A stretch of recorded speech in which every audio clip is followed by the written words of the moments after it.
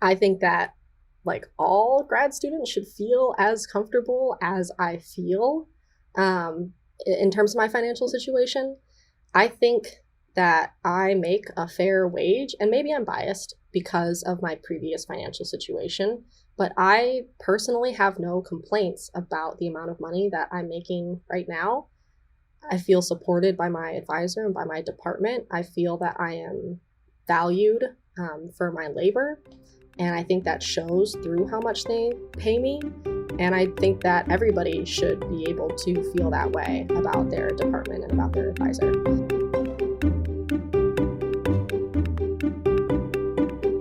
Welcome to the Personal Finance for PhDs podcast, a higher education in personal finance. I'm your host, Dr. Emily Roberts, a financial educator specializing in early career PhDs and founder of Personal Finance for PhDs. This podcast is for PhDs and PhDs-to-be who want to explore the hidden curriculum of finances to learn the best practices for money management, career advancement, and advocacy for yourself and others. This is Season 12, Episode 5, and today my guest is Alyssa Hayes, a rising fourth-year graduate student in nuclear engineering at the University of Tennessee at Knoxville. Alyssa is a first-generation college student who experienced food insecurity and other forms of financial precarity as an undergraduate. Now that she earns a stipend of approximately $45,000 per year and lives in a low cost of living city, she feels financially secure and wants the same for all graduate students. To that end, Alyssa shares 2 advocacy approaches. 1, ask for what you need. As a prospective graduate student, she negotiated for a top-up fellowship to be added to her assistantship stipend. 2, share pay information with your peers across universities and use that data to collectively bargain for higher stipends in individual programs. Alyssa and her peers in nuclear engineering are currently gathering this data, including stipends, benefits, cost of living, and university and departmental ranking. You won't want to miss Alyssa's powerful messages peppered throughout the episode. Longtime listeners of the podcast will remember the interviews I've published with Sam Hogan, a mortgage originator specializing in graduate students and PhDs, an advertiser with Personal Finance for PhDs, and my brother. Several years ago, I told Sam how I'd heard over and over again about graduate students and PhDs being denied mortgage loans because of their unusual income sources and income history, and asked him to look into the issue. Following that request, Sam actually developed quite an expertise in this area and is now the go-to mortgage originator for people with non-employee fellowship income. He even found a way around what we thought was an insurmountable barrier in the 3-year continuance requirement. If you're considering buying a home, especially if you have non-W-2 income, I encourage you to reach out to Sam for a quote. He has a new website, which you can visit at phdhomeloans.com, or you can reach him on his cell phone, 540-478-5803. You can find the show notes for this episode at pfforphds.com/S12E5. Without further ado, here's my interview with Alyssa Hayes.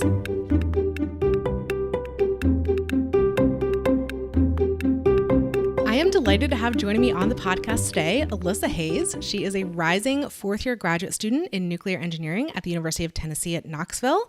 And we have a lot to talk about in terms of like her pay and her money mindset. And I'm really excited for this conversation. So Alyssa, thank you so much for volunteering. And would you please introduce yourself a little bit further for the audience? Thank you for having me. Yeah, so I'm currently at the University of Tennessee. I did my bachelor's degree in the same field at the University of Illinois. My current work involves fusion engineering specifically. I do a lot of computational plasma boundary stuff. So, but yeah, I guess we're not really talking about any of my technical work today. No, but very related to your experience as a graduate student. So let's take it back a little bit and tell me about sort of what your childhood was like and specifically how it relates to money and how that sort of developed your money mindset through your childhood and through undergrad up until you started graduate school. Yeah, so I come from a biracial family, and my father is comes from a long line of Americans in the military where, his family was very like blue collar labor. Like there wasn't as big of a push to go to college, especially during the time when my dad was growing up in the 70s. And my mom is an immigrant from the Philippines. And her family was not extremely wealthy in the Philippines. And they came here when she was younger to pursue a better life. And she currently works at Walmart and has been for like almost 20 years, and has supported my three siblings and I through retail and fast food. So I was the first person in my family to pursue college. And we lived in an area where we had there was a lot of really good funding for the school system. Even though we weren't in the nicest part of town, there were other folks who were pretty well to do. So I took advantage of everything that I could at that high school. And I got a full ride at the University of Illinois to pursue nuclear engineering.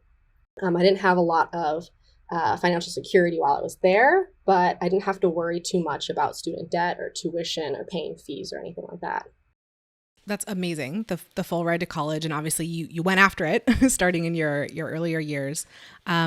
But tell me a little bit about like the discretion that you had over money. Like, were you budgeting, or like, how did you manage it? How did you manage what money you had above that, what's paying for tuition and room and board and so forth? Yeah, so I was, first of all, extremely food insecure and didn't realize it until I entered grad school.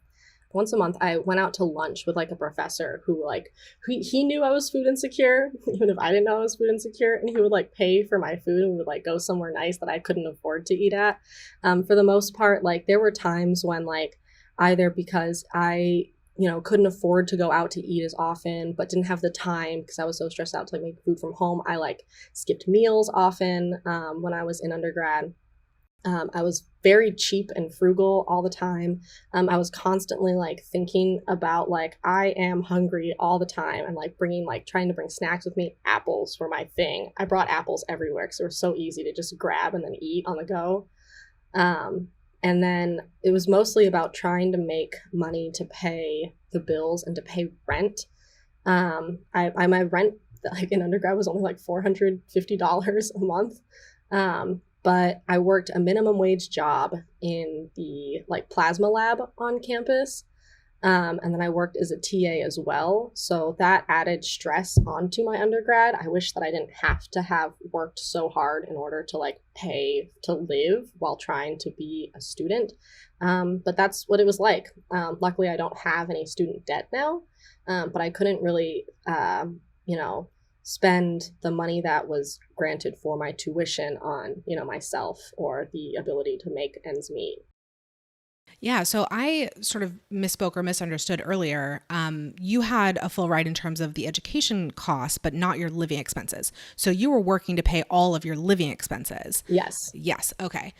So that is a little bit like graduate school in a sense, except you didn't have like a job that you were given. You had to cobble together like multiple sources of income, it sounds like, and there's more management. You were probably paid, less than maybe the average graduate student is. So that sounds really stressful. I had a little bit of spillover for my scholarships that I had received. So like it paid for like tuition and fees plus a little bit of extra. And then like that would go towards rent, but it wasn't like enough. Why didn't you take out student loans during that time? I did have to take out student loans during my freshman year to pay for the dorms, because dorms are a scam. If anyone who's like not currently in grad school is listening to this, dorms are a scam. Do not live in them longer than you have to. The university says it's so that way you can, help get acclimated to the college experience, but that's a lie. They're trying to take your money. I had to take out student loans to pay for those. Other than that, I didn't take out any other student loans because I was afraid of the debt like piling up. I knew that like one of the types of loans didn't charge interest until you were done, but the other type of loan did. And I, didn't want that to accrue while I was in college. And I knew that I had done all my budgeting, and I knew that I was able to work to pay for all my stuff. So I just kind of I didn't think anything was like wrong with the way that I was living. I didn't see any like problems with like being so frugal or so cheap or skipping meals or missing sleep and stuff. But like I'm I guess grateful now to past me that I didn't do that, because now I don't have any student debt. I paid off what little loans I had in like 6 months, but I did have to like work a lot to get there. But I was also happy doing the work that I did. I enjoyed being a TA and I enjoyed working in a research lab. And honestly, I'm glad that I didn't end up like working somewhere that didn't have anything to do with nuclear engineering. So that way I was able to apply all of that to my career trajectory later on in grad school by having that research experience. Yeah, this kind of goes to show you like how we aren't even aware of our own beliefs around money and our own mindsets around money until we sort of consciously try to take a step outside and examine them. And I understand that you can say now, oh, past me, I didn't even know at the time. You can say things like that because you've now reached a new phase in your financial life, which is the graduate student phase. So tell us about how you're funded now and how your finances are going. Yeah, so when I was applying to grad schools, I applied to the University of Illinois, where I originally wanted to stay because I really loved working for my advisor there. And I also applied to the University of Tennessee because I had, through conferences and networking, I met my current advisor here. And I told both schools that I would stay at Illinois for less. And Illinois didn't have the power to offer, or like the nuclear engineering program at the University of Illinois didn't have the power to offer me more than like the base research assistantship that they offer to like all of the graduate students there. But the University of Tennessee has these like top-off fellowships that they will add to a base stipend in order to get a student to commit to the university who's maybe deciding between two programs. And with just the base stipend, Illinois, I think pays, I might be mistaken on the exact number, but I think they were offering like $26,000 a year, and the University of Tennessee's base pay at the time was $30,000 per year. We've since gotten a raise and now it's 33. But the top-off fellowship that was offered to me was $10,000 a year. So then it became a no-brainer. And I was like, I would stay at Illinois for less, but not this much less. And so now I am making about 45 with bonuses and like a couple of like, service-based scholarships that I get on a somewhat regular basis. So it kind of evens out to about $45,000 a year with the raise in the top-off fellowship. And so now I feel like more of a regular adult that has a livable amount of money. And I'm not as worried anymore about like, oh God, I saw a movie this weekend and now I can't do anything else fun for the rest of the week. And so like, I don't have any of those like worries anymore, but I do still think about them. Like that mindset is always in the back of my mind of like, oh, like, is this like a waste of money? I don't need to be doing this, or this is so expensive, Okay, there was so much in there, so much good stuff that I want to follow up on. Let's take it kind of in turns. I want to put a pin in the negotiation part of it. We'll come back to that in a moment. But let's focus now on, like, again, still your money mindset. You just mentioned some of it. You don't have to be as worried about small joys and extravagances that you allow yourself.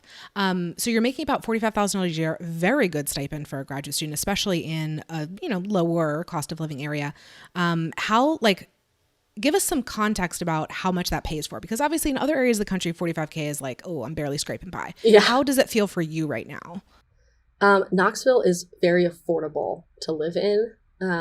When you're going to school, like in not really a big city, but more of like a rural part of the country, that definitely helps. Although there's definitely, you have to balance that with being a person of color too. So there aren't other Filipinos like in this whole city, it seems. I haven't met any of them or seen anybody else like that's the same race as me. There's also a lot of segregation here, and so like there are parts of town that you can't go to, so you kind of have to balance that when you're like, oh, if I live somewhere rural, then that's more affordable to live in. But there are parts of those areas that also may not be safe for you if you're in a similar situation.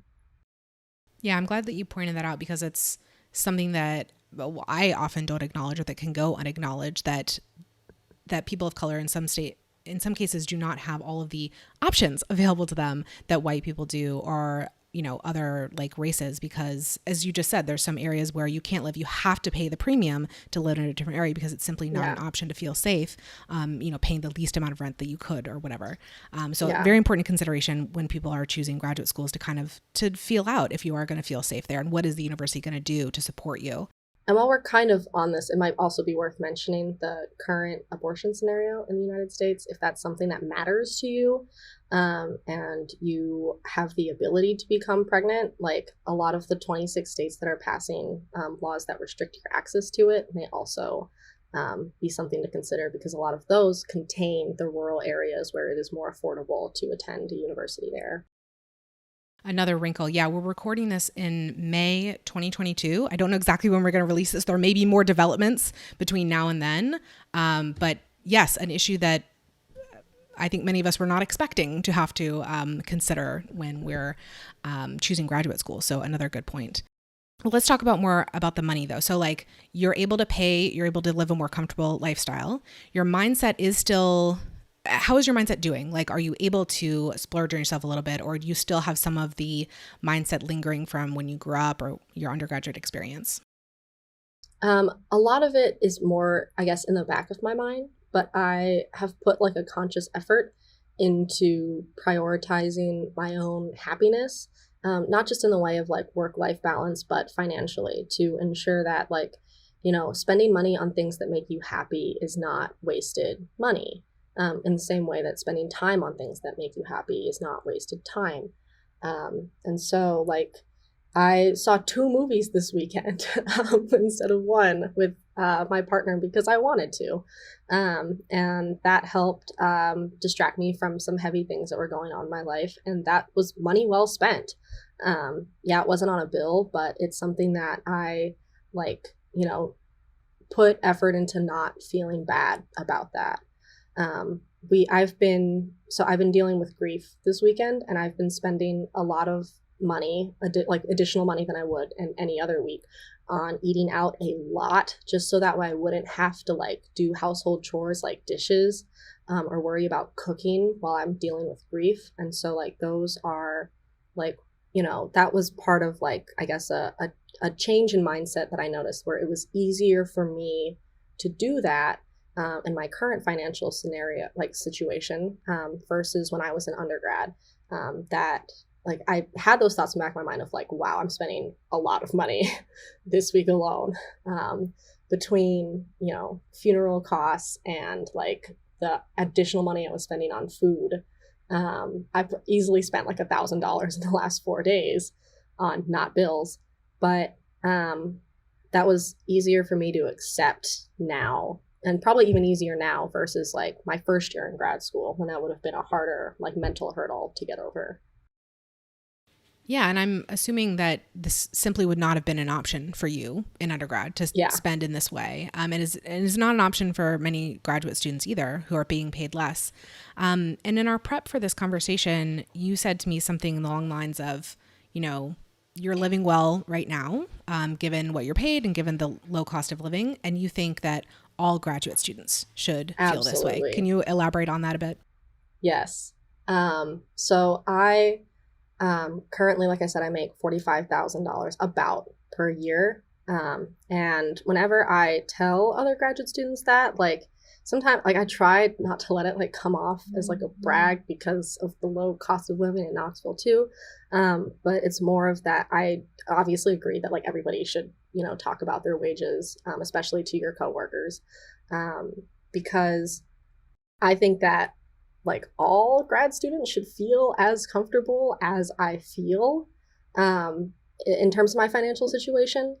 I think that I make a fair wage, and maybe I'm biased because of my previous financial situation, but I personally have no complaints about the amount of money that I'm making right now. I feel supported by my advisor and by my department. I feel that I am valued for my labor, and I think that shows through how much they pay me. And I think that everybody should be able to feel that way about their department and about their advisor. Emily here for a brief interlude. I have set a big goal for my business and our US PhD community broadly. My goal is for every graduate student, postdoc, or postbac in the US who is not having income tax withheld from their stipend or salary to be offered training on how to 1. Estimate their future income tax liability, 2. Determine if they are required to pay quarterly estimated tax, and 3. Prepare to pay their tax bill or bills through setting up a system of self-withholding. I provide just such a training, which is my asynchronous workshop titled Quarterly Estimated Tax for Fellowship Recipients. Now, some universities, institutes, or funding agencies already offer such a training, and they have no need to work with me. But others won't allow their employees to touch the topic of taxes with a 10-foot pole, and that's where working with me can really benefit everyone.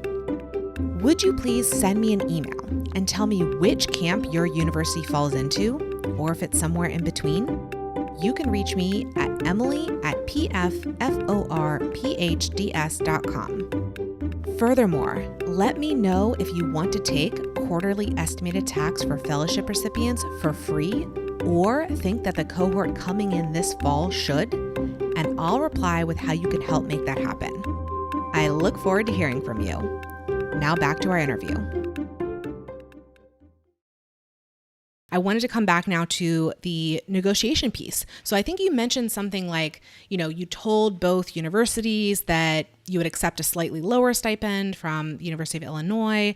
Tell me, you even brought up money in these conversations. Why were you even having conversations with the programs? What gave you the idea that you could talk about this and that maybe there would be more for you there?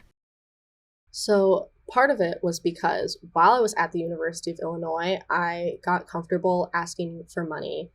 One, by being a leader in a lot of the different student programs, and then having to correspond regularly with the staff and the department head there. So I knew a lot of those people well, and at one point I wanted to go to the Nuclear Innovation Boot Camp in the year 2017. And there was obviously paying for travel, flight costs. I didn't have to pay for lodging as part of that boot camp, but there was also a hefty registration fee, and I couldn't afford any of that. And so there was no route to ask for it to be paid for. There was no standardized path or form that you could fill out for things to be waived. So I wrote a little one-page request to my department saying this is this program, I really want to go, this is what I'm going to get out of it, will you pay for it? And then at the very bottom it said more information about why I may qualify for financial need available upon request. But I didn't really talk about my financial situation. I just explained what the program was and why I wanted to go, and I gave that to them, and with no further questions they paid for everything. I think I want to say they reimbursed my flights, but if I hadn't bought them, they may have paid for them in advance. I don't quite remember. But I had realized that they wanted to support me, and that they were okay with students kind of going the outside of the box route in terms of asking for money. And that was when I was a sophomore in college. So that gave me the confidence then when I was in grad school to ask for a higher rate or wage when I was applying to grad school, and they unfortunately weren't able to do it, or I don't necessarily know all the behind the scenes that went on there. And sure, they said no, but I wasn't at all reprimanded for asking in the first place. Nothing bad happened to me. The best that I could have done was ask, even if they said no. So I'm glad that I did. And it turned out well for me because at the University of Tennessee, I didn't even know that there were top-off fellowships. But I got one because I was upfront with the University of Tennessee about how I would have, taken a lower offer elsewhere, and about how I was considering other schools.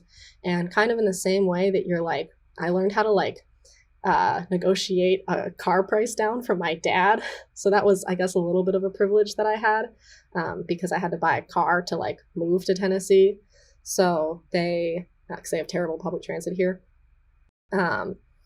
Is kind of the whole tell the other, person that you're negotiating with about this other thing that you're also considering, make that look nice and shiny. So that way they'll try to give you a little bit of a better offer.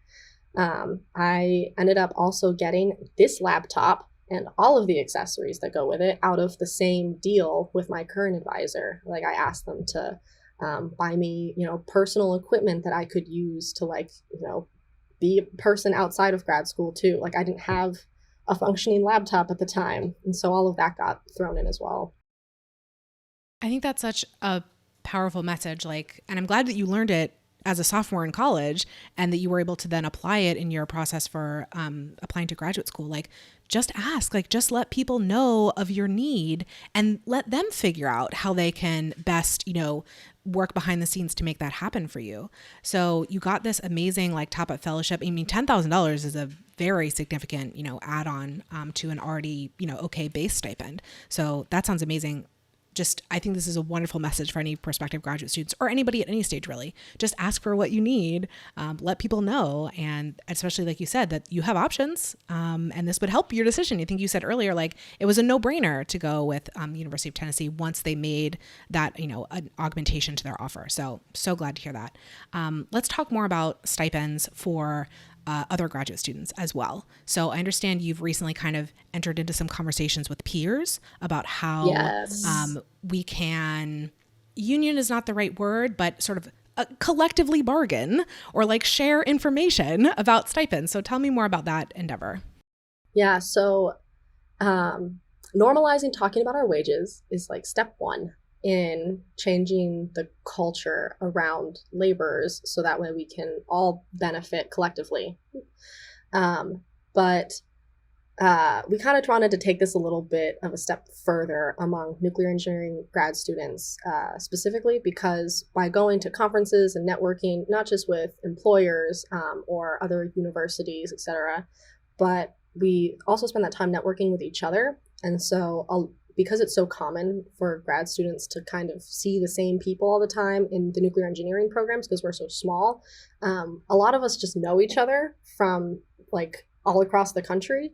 And I know that this isn't something that a lot of other fields have the benefit of because it's not realistic for every electrical engineering graduate student to all know each other. But at least to know somebody who knows somebody at pretty much any nuclear engineering graduate program is realistic for us. So we got together at some of the most recent student conference, and we are currently building a spreadsheet that has everybody's gross pay, all of the things that you have to pay for that are related to your health insurance or your academic costs, your fees, and then what your take-home pay is, and then comparing all of that to the cost of living based on where your university is, your university's ranking, and your department's ranking. So that way you can kind of compare and contrast. So that way, if there is a department that is ranked highly compared to its university's ranking, which implies that that department has more power to maybe change the pay that their graduate students are receiving, but those graduate students maybe aren't being paid well, then they can use the collective sheet to say, this is where we're falling right now compared to how much these other similar programs are paying their graduate students. And we think that you should, value our labor a little bit more and that we deserve to have higher wages. And to use that collective information for other institutions to bargain so that way maybe they can get the same level of financial comfort that I am afforded right now. This is an amazing effort. I totally commend you and your peers for this idea and starting work on this. It sounds like you're in the data collection stage. Is that right? You're building the spreadsheet, putting in all these different factors. I love that you mentioned ranking of university and because I have some work in this area as well. And I just think about cost of living. I don't think about how, the university is regarded or their program is regarded. So I think that's a really interesting, additional element. I'm not sure when this episode will come out in relation to these other ones, but I have some other podcast episodes slated for 2022 on this same issue of information sharing about stipends and bargaining in some manner to increase stipends. So this is wonderful and it aligns very well with that. The thing that like the one piece of information that like made it like click in my brain where I was like, we need to like do something more about this than just talk about our pay, was that one of the grad students that I didn't even know well, like while I was at U of I, that I was just kind of like chatting with at a social at this conference, told me that his health insurance was not covered. And like mine is, like it's not taken out of my pay. Like, yes, it's like technically like, oh, like you could have just, they could have just given me the money that they're using to pay for my health insurance. But like the University of Illinois grad student health insurance is like taken out of their pay. So that's like a measure as a part of like the gross pay that they advertise. And I was like, that's not cool. What do you mean your health insurance isn't covered? So then I asked to have a meeting with the department head there because I like knew him well from when I was a student there.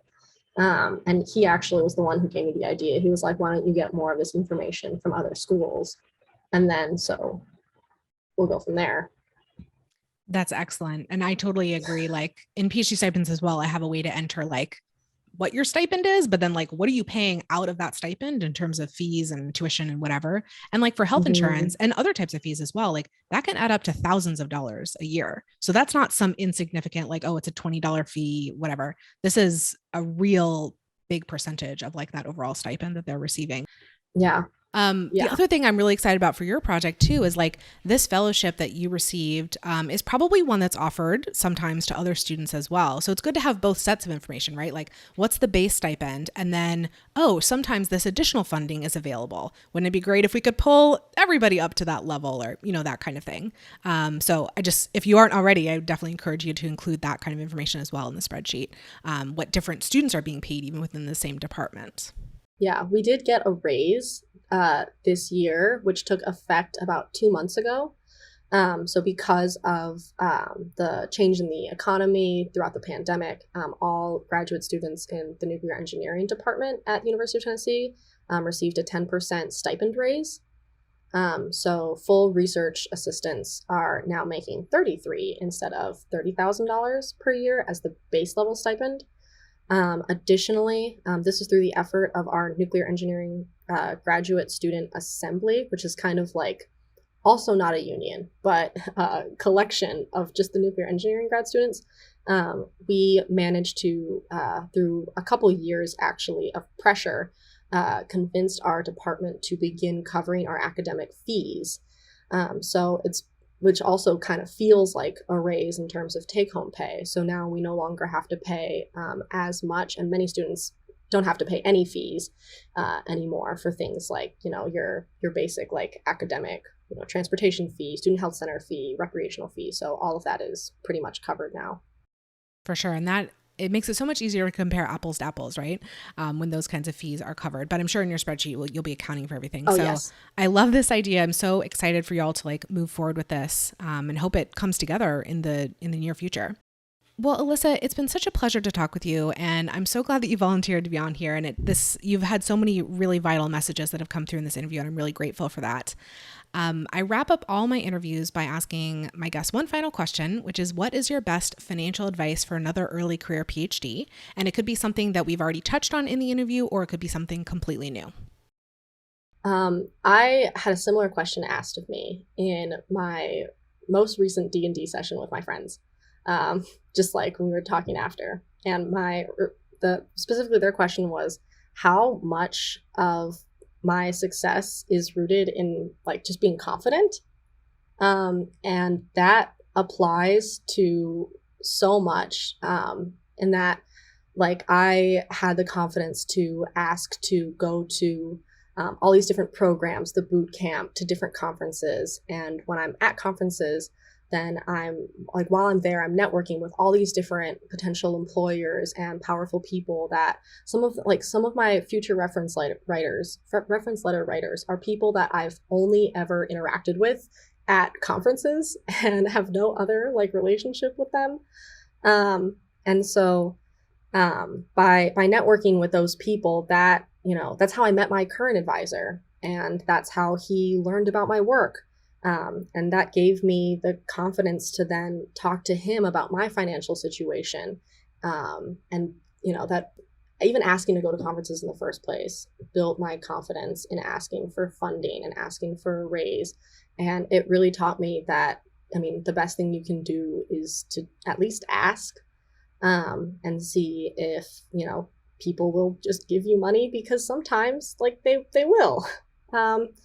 So I don't necessarily like the mindset of, just apply to everything, because that also can take resources and time, but apply to the things that you can, or that you have the spoons to, and that it's a way to try to tackle imposter syndrome, is to know that other people have it too, but you deserve to have the confidence, regardless of any imposter syndrome you may have, to put yourself out there.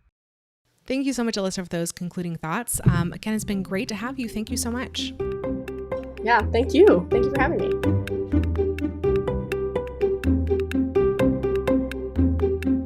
Listeners, thank you for joining me for this episode. I have a gift for you. You know that final question I ask of all my guests regarding their best financial advice? I have collected short summaries of all the answers ever given on the podcast into a document that is updated with each new episode release.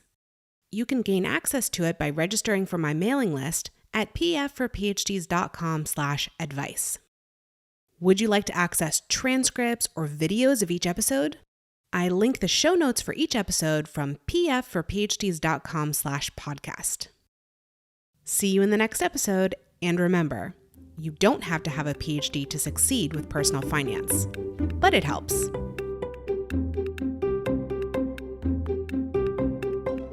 The music is Stages of Awakening by Poddington Bear from the Free Music Archive and is shared under CC by NC. Podcast editing by Lourdes Bobio and show notes creation by Miriam Ock.